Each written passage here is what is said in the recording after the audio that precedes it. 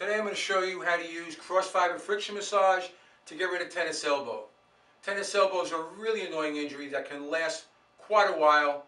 If you do what I tell you to do right here, you're going to get rid of it very quickly. So we have to work up the extensor muscles.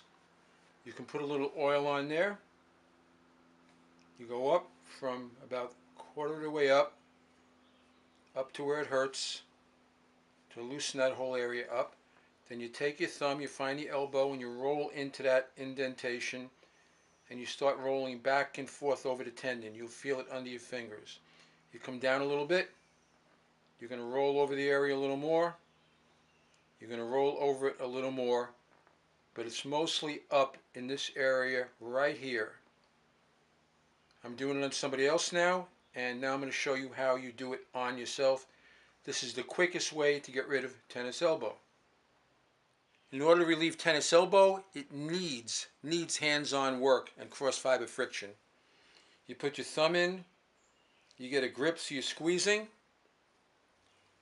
and you're going to work your way up the forearm, from the middle out to the pinky side.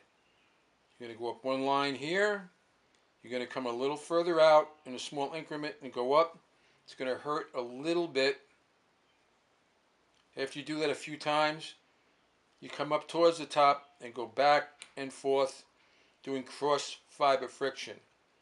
The tennis elbow, the inflammation is up at the top. You're going to see a little crevice right there. That's where the tendon is. You're going to go back and forth over it. You're going to know you're there because it's going to be a little bit uncomfortable. You come down, you come back up with the end of your finger, gripping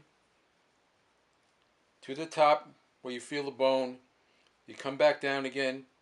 You do that for about 60 seconds, which is about as much as you're going to want to do, given some of the discomfort. You massage it a little bit again. This will help you get rid of tennis elbow twice as fast as anything else you can do.